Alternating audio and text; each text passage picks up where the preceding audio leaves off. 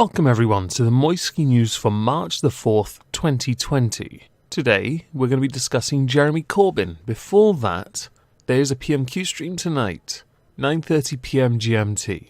Hope to see you all there. He does exactly what I said he'll do. Yes, he goes in on Priti Patel. On a lot of assumptions.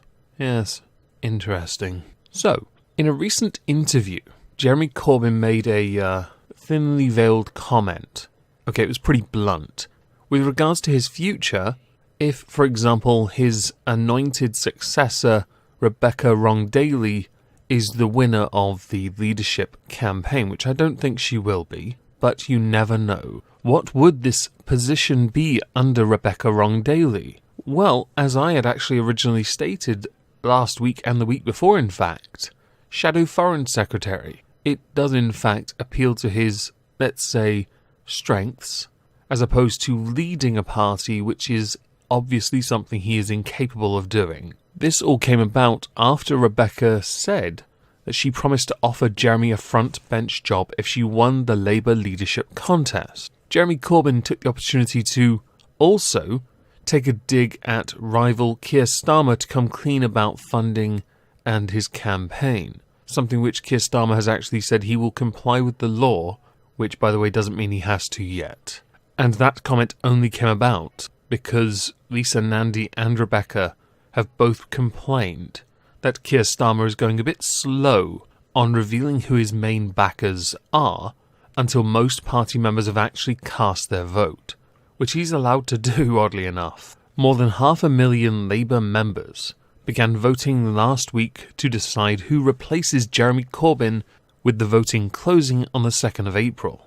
Now, Jeremy, as is customary, has not publicly endorsed any of the contenders.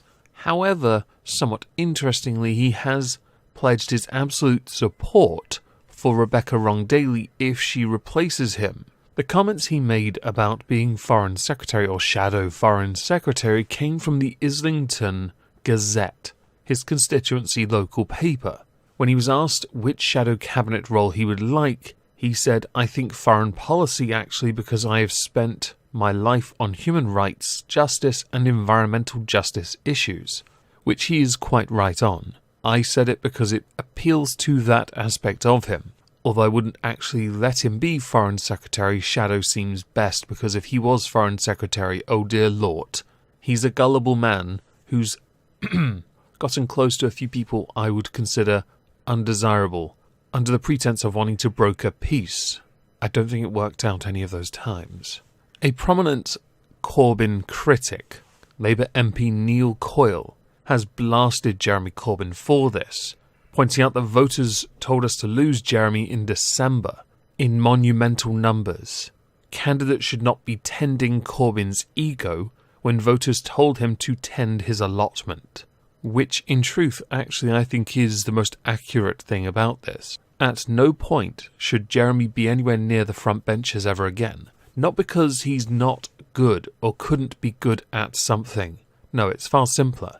He draws attention away from the leader, and I'm sure he'd make a fantastic follower of Continuity Corbyn. But truthfully, I firmly believe he is better off in subcommittee hearings, committee hearings, all the usual bump that MPs do, eating caviar, or, for him, a co-op BLT and some homemade chutney, while complaining about things under the guise of being guilty until proven innocent, something which we're going to discuss later.